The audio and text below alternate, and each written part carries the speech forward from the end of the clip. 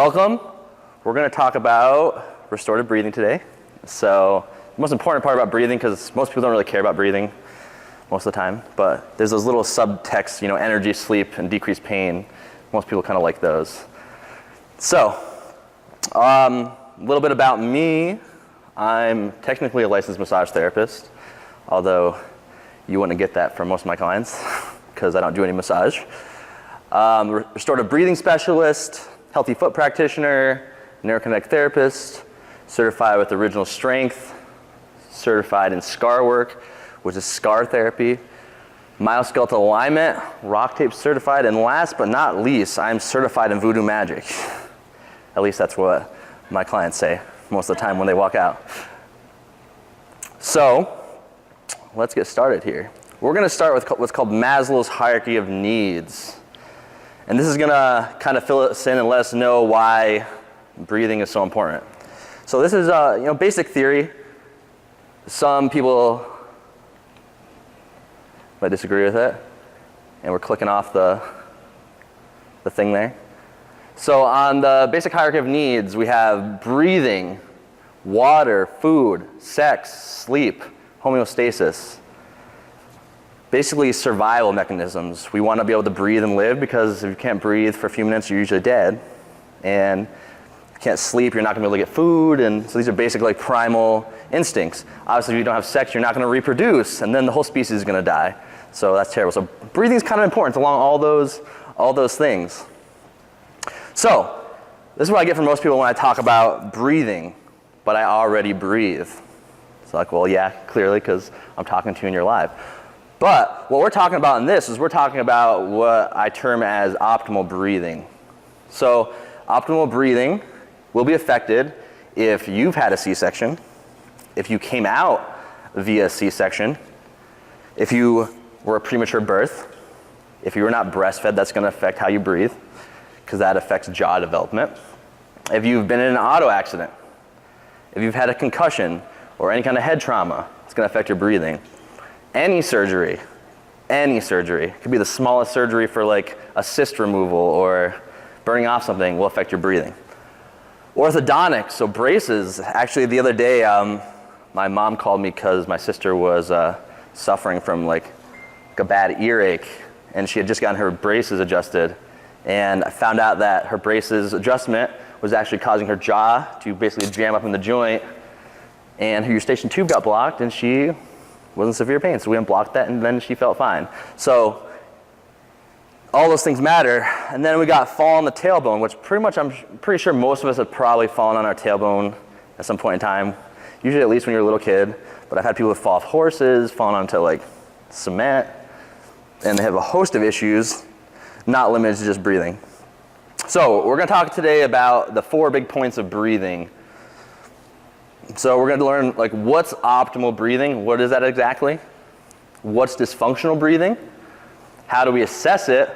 And most importantly, how do we correct it? Because no one wants to just assess that they suck at breathing. They want to see how they can fix it.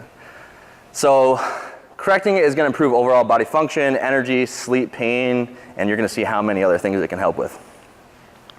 So we're going to talk about optimal breathing first. So optimal breathing is a balance of oxygen and carbon dioxide. Most people will term carbon dioxide mostly as a waste, but it's actually much more important than that, and it's not really just a waste. Optimal breathing is also the ability to retain and hold oxygen after exhale for 60 plus seconds. Who here thinks they can hold their breath for 60 plus seconds after they let all their air out? No one? No takers? Don't worry, we're going to test that and see how much you can actually hold anyway. So, inability to retain oxygen, so you're out of breath during exercise.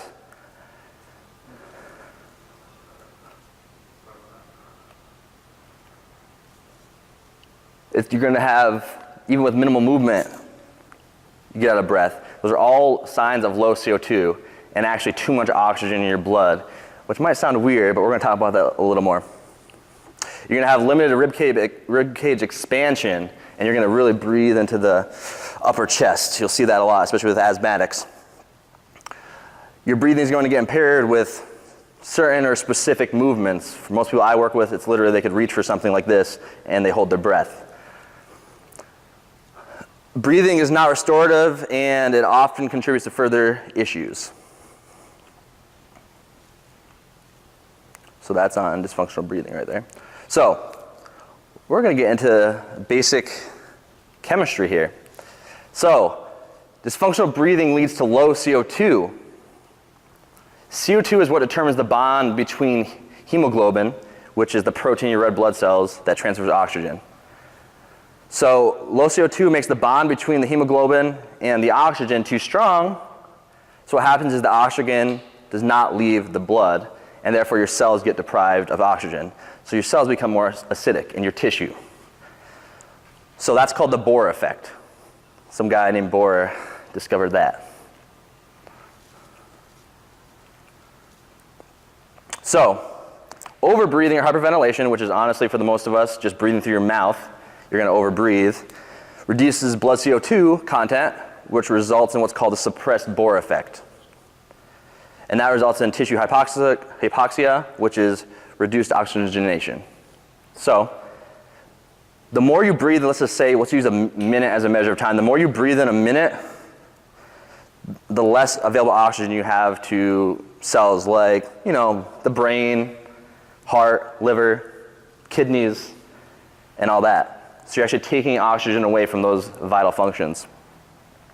And down here for those of you watching, like I have some links in there that you can look at later that go more into detail on that. So here's some more facts on that. Low CO2 causes our body to compensate, resulting in raised blood pressure and increased heart rate. Because the only way it can get the oxygen out of the blood is to basically pump your heart harder, because it wants to get the oxygen to your cells, which, as we know, that's probably not great for your heart. It doesn't like that. We have a lot of heart attacks in this country, you know? This might be a little part of it. So that helps the oxygen leave the blood, but like I said, you get more problems in the long term. So a drop in the CO2 of the blood also causes a change in the blood pH, because with more oxygen, you have more alkalinity. Now here's the thing with the blood. It likes to stay in a range of roughly like 7.3 to 7.5 on a pH scale. If it gets much below that or above it, you will die. So the body does everything it can to regulate that. So it's going to regulate that by pushing, like I said, pushing that air out, the oxygen into your tissue, which is going to constrict these blood vessel passages.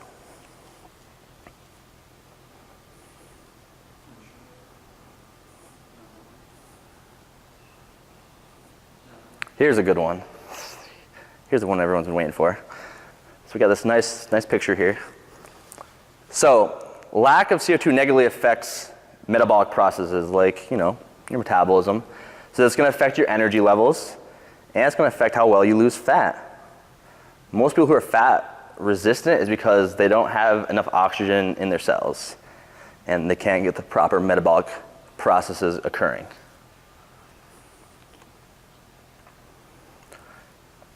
This is what happens to you when you have low CO2 levels.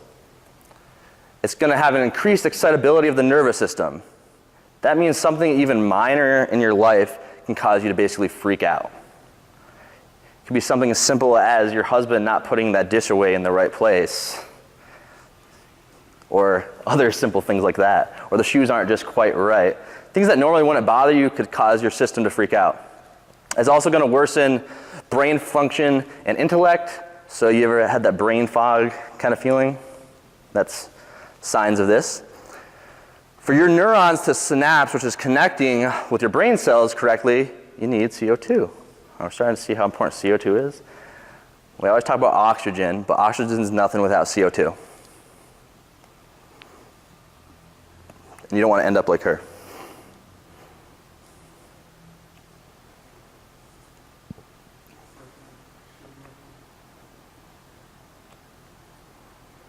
All right. So here's some more stuff on CO2. It's going to cause a decreased uptake of glucose from the blood, resulting in high blood sugar. How many people in the US have diabetes? And obviously we can blame food and stuff like that, because that's all part of it. But this balance of O2 and CO2 is a huge part of diabetes and other blood sugar issues. So with proper CO2, blood sugar is going to be more stable. And last but not least, low level CO2 is going to weaken your immune system. So this little fun stuff right here, there's like this antibody antigen affinity that we have. It's lowered when you have low CO2, and that basically means that it's more difficult for antibodies to protect you against viruses and bacteria. And I know we all love viruses and bacteria. So let's get to the fun part. How many people's husbands look like that? Or significant other?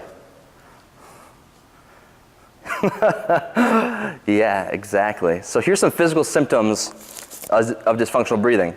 Snoring. That's the most common one. That's pretty much like all my clients who are females complain about their snoring husband. And that's their main complaint of why they can't sleep at night. And I'm like, well, just tape his mouth shut. And you think I'm kidding, but that's actually what I recommend for people, and we're going to talk about that, taping your mouth shut. So obviously from that, not only is the snorer going to get poor sleep, the person who's not snoring is going to get poor sleep. So it's a lose-lose. It's going to cause sleep apnea, which can be dangerous, especially if you're heavier. And usually it's because you're heavier that you're going to have sleep apnea. Digestion issues. You're not going to be able to poop. Most Americans don't poop. Some people poop like once a month with their, it's like their daily, monthly thing, which you just wonder what happens to all those other things. I don't know where that's going. In the United States, we use laxatives more than anywhere in the world. I think it's a billion something dollar industry. It's pretty good. Pain. When you have low oxygen in your cells, typically more pain is present. It's not the only reason for pain, but typically you're going to have more pain with that. Poor posture, and poor posture can go either way. You can have poor posture which affects your breathing, and breathing which affects your poor posture. Lowered energy, you can wake up feeling tired even if you slept like a solid 8 hours. That's usually a sign. Fatigue throughout the day, you're just constantly fatigued. Asthma issues, sinus issues, and even allergies can be attributed to dysfunctional breathing. So a lot of people can, not everyone, but a lot of people can clear up their allergies by learning to breathe optimally. Another big one, which we're going to show tonight, is poor core function. Yeah, we're going to show that. Poor core function is a big one because this is basically a canister. Filling this canister without any leaks is going to give you power through the core. It's going to protect your back, your body. You're going to have poor movement with dysfunctional breathing and lower performance, which that can mean anything. That can mean lower performance in the gym, simply like your everyday life, playing with your kids. It can literally affect the quality of your life. Big one is anxiety and depression are also big ones.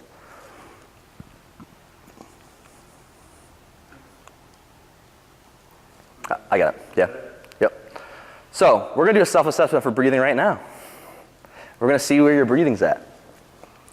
So what we're going to do here is I'll take you through this first and then we're going to go into it. So you're going to breathe in and out, and we're going to use the nose. You're going to breathe in and out through the nose normally. Okay, you're going to let all your air out of your nose. On the exhale, you're going to plug your nose.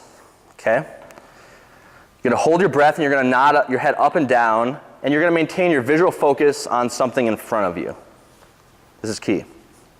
Okay? So you're going to hold your breath till you have that strong desire to breathe. But it's not going to be so strong to where you get out of holding that breath and you're like, we don't want to gasp. You should be able to come back into nasal breathing. Okay? Got that? Any questions? No? Okay. So what you're going to do is you're going to count how many seconds you can hold that for. Okay? So use some like Mississippi's or something, so don't be running the time. And whenever you guys are ready, you're going to keep track of your own time, and then you're going to give me the numbers. And remember, it's when you exhale,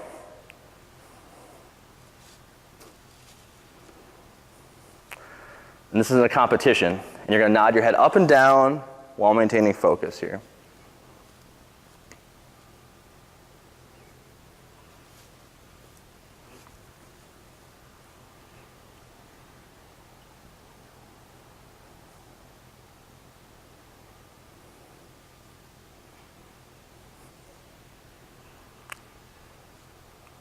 All right, where's some numbers we got? 9, okay. Okay? Still going over here? I think you're cheating over there. You just open your mouth, of course you're cheating. What we got? 12, okay. 20, okay. All right. Corey, what do we get? 35? All right, you're in the yellow zone. Okay. 1,000? I think that's superhuman. All right, so now we're gonna go and see what your breathing assessment tells you about your breathing. I mean, I think most of you already know, but we'll go.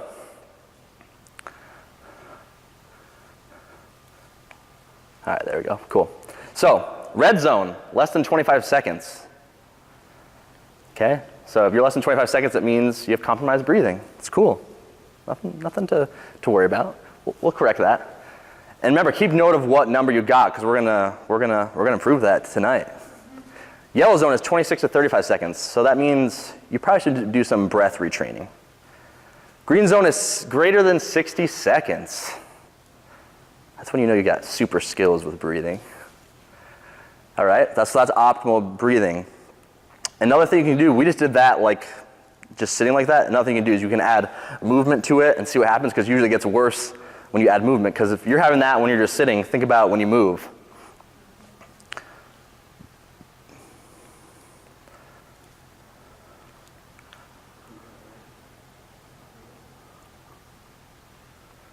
There we go. Okay, so we're gonna talk about some restorative breathing basics. Nasal breathing is number one. Gotta breathe in and out through the nose. We're meant to eat with our mouth, not breathe through it. Okay, that's it. This is the hole for food. Just like this is the hole for poop, that's all we got, okay? So breathing is rhythmical, meaning we got a nice rhythm. It shouldn't be like this convulsion. The neck and shoulder muscles are at rest. How many of us have tight neck and shoulder muscles? Yeah, pretty much everyone. So everyone can benefit from this. We're gonna do what's called Lois breathing, and that's an acronym. So we got lips gently together. And remember, these are all signs of what you need for optimal breathing. We're gonna have the O shape with the mouth. Basically, when you have what these next steps are, you're gonna maintain an O shape with your mouth. Your teeth will be apart. They will not be touching. Your tongue will be placed on the roof of your mouth. Can you get your tongue on the roof of your mouth fully? Most people can't. Especially if you were pulled out with like forceps or something, you're definitely not gonna be able to get your tongue on the roof of the mouth. You're going to inhale and exhale only through the nose. Silent breathing. We're gonna have you plug your ears tonight to play with silent breathing, because even when you think you're silent, you plug your ears, you're just like a noisy mess. Silent breathing does two things. It makes your body feel more safe. It also makes you breathe slower. In reality, for optimal breathing, we should only breathe 2 to 3 breath cycles per minute. That's not very much.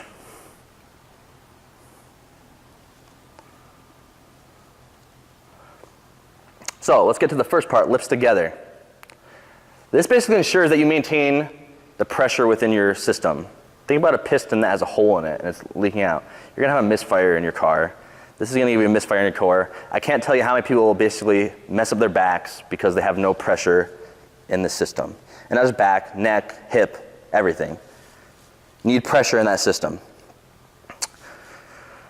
And that's literally gonna go from basically head to pelvic floor is what you're thinking as far as your pressure system for the purposes of this. But really, breathing is a whole body movement. Every single joint affects your breathing. My big toe affects my breathing.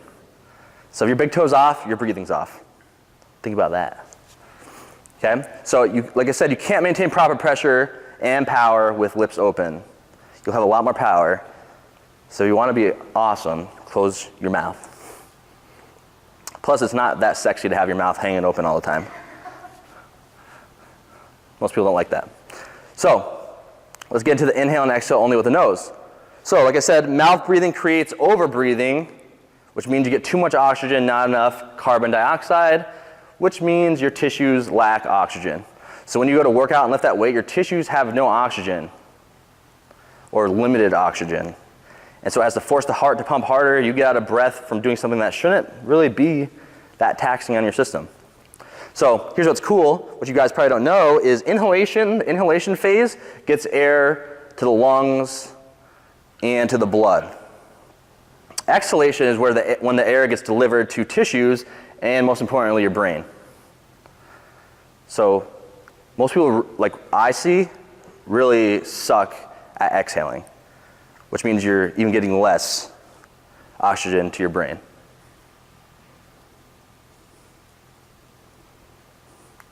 So we're going to talk about the nose. Go back on that. The one, this one, go back. Yep. Going to go back the other way. All right, good. I got it right here. So, the nose filters, warms, moisturizes, or dehumidifies the air that's coming in. So it's a smart nose. Don't shave out your hairs either. Those are kind of important, especially if you don't want to take in someone else's bacteria and viruses. You know, those hairs are useful. There's a reason we have hair on our body. We're trying to shave everything off. It's supposed to protect us. So, what's really cool is when you breathe through your nose, it basically stimulates your sinuses where nitric oxide resides, and it takes that gas out and delivers it to your blood. What the nitric oxide does is basically gets you about 18% more oxygen to your blood and into your tissues. So it's kind of helpful. Nitric oxide is also known to help with pain relief. So it's good stuff. And we're going to have a fun way for you to stimulate your own production extra, like on steroids. So another thing is smells. So smelling is really important. They came out with a few studies recently. I can't remember off the top of my head. But basically your olfactory, which is your smelling, contributes to how your gut works and to how your nerves work. So smelling is much more important than you think. It causes like really cool reactions in the body. I think I got it right here. So we're going to go to the next part of this, which is silent and slow. Like I said, the silent and slow makes sure that you're not over breathing. It's going to put you in the parasympathetic state, which is rest and digest, which I'm sure most of us are familiar are, not fight or flight, or freeze, which is sympathetic, which most of us actually live in most of our day and lives. It's part of the reason why we have different issues that affect us.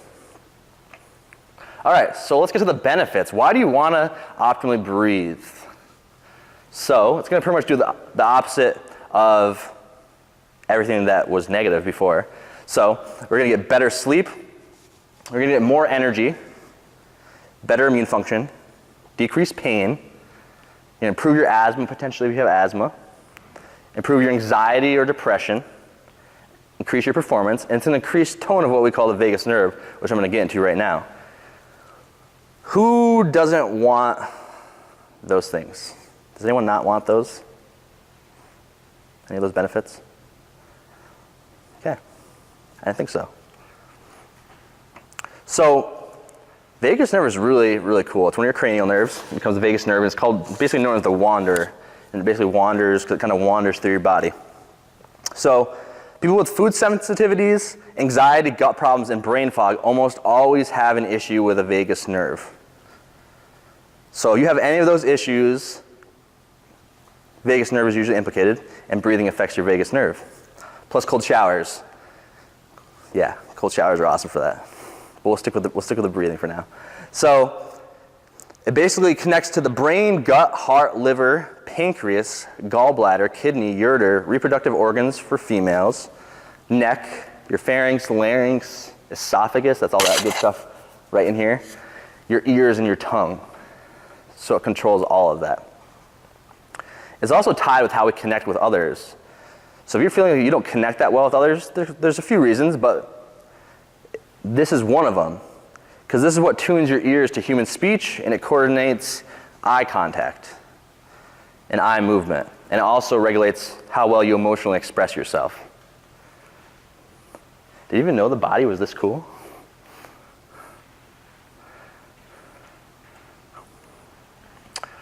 So it also controls what's called sickness behavior, which are like the things we've talked about: anxiety, depression, fatigue, sleepiness, loss of appetite, pain, lowered motivation, and failure to concentrate, which that's a lot of people I know.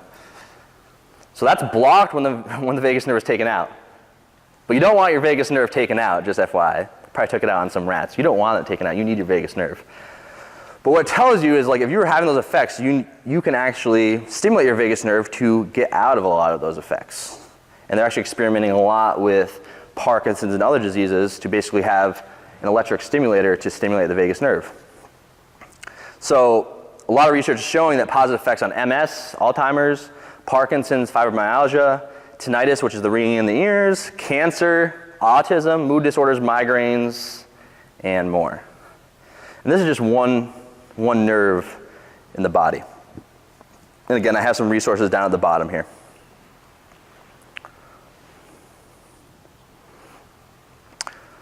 So the question now is, how does the restorative breathing come into play with the vagus nerve?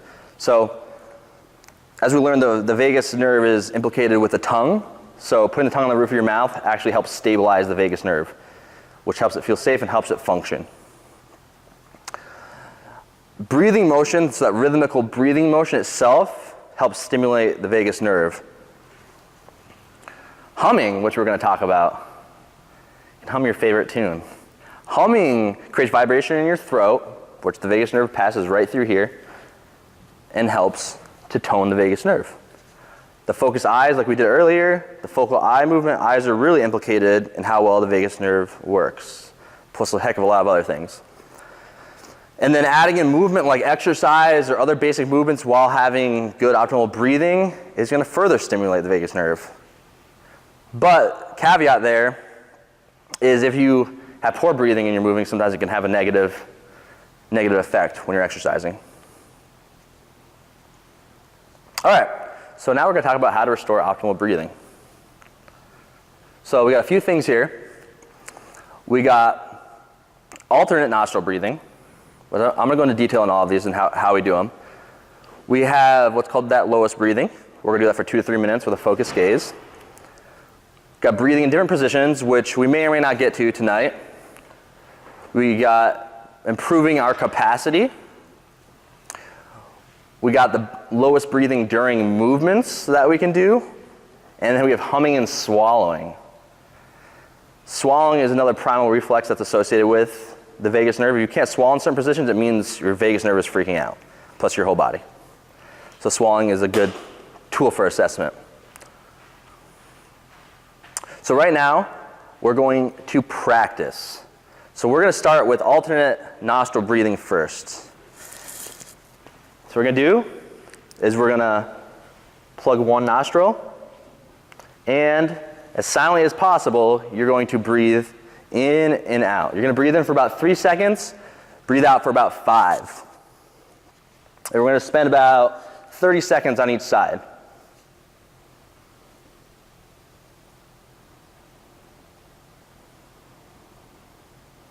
And you should almost feel like a slight air hunger if you're breathing slowly enough. You should feel like you want more air. That's good. Need less oxygen.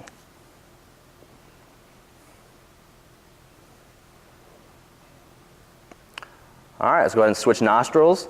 You might notice too that one nostril works better than the others. That could be because the nostrils change which one's the primary one throughout the day. It could also be if you hit your nose or anything like that, or if you have a deviated septum, which most of us do.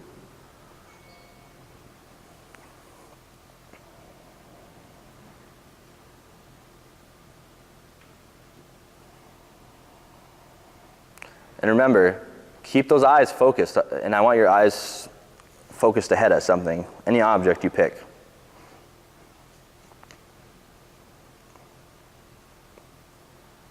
All right, good. Now what we're going to do is we're just going to do the straight lowest breathing, which is we're going to plug our ears and take all those things into account. You're going to have your lips lightly together. You're going to have your tongue on the roof of your mouth. Place it up there. Teeth apart. Breathe in for 3. Breathe out for 5. Yep. And you'll notice when you plug your ears, it becomes a lot louder. So we're going to take about 2 minutes here doing this. And then we're going to recheck our original breathing score.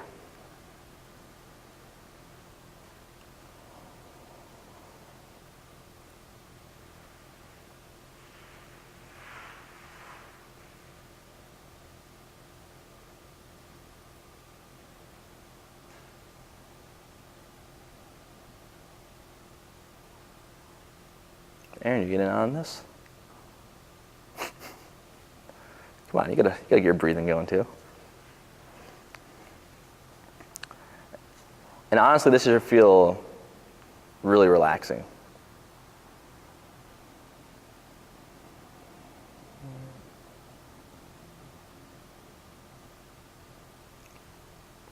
Then on your last exhale of this, you're going to hum for as long as you can, and then you're going to swallow.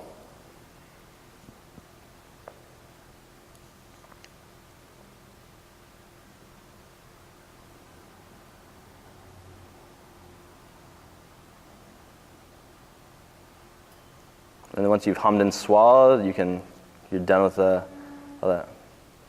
Hey, get that humming going. Remember, keep those lips together. Keep those lips together, no smiling. Anyone have any difficulty swallowing? Yes? So like I said, the difficulty swallowing shows you might be having an issue with the vagus nerve. That's right, easy to correct. We might actually get Catherine up here to, is that, no? So, what I want you guys to do now is you're gonna do what we did in the beginning. You're gonna recheck your original breathing score. See if you got any improvement. So you're gonna breathe it in through the nose, out through the nose, plug your nose and nod, and count how many seconds you have.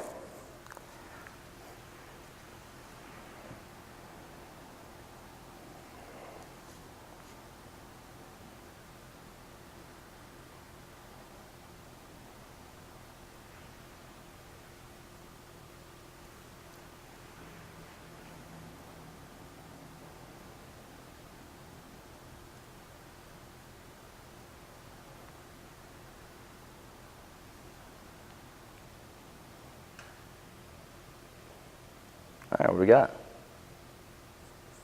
Okay. Good. What did you have before? 12? 7? Good. You got some special stuff to do on that, yeah.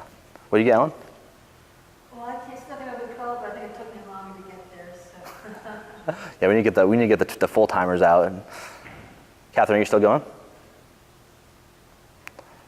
So you can get like 45 now? Corey, are you done yet?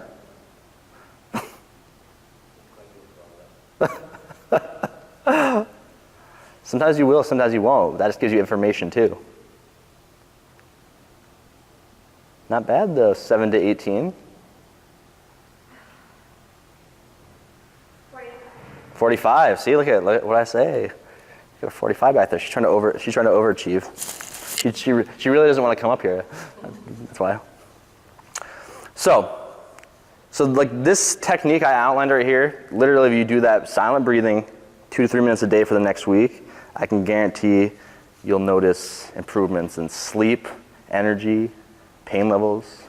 Good thing to do before you do that is if you're in current pain, you can measure your pain levels before and see if there's a difference after, even from 2 to 3 minutes.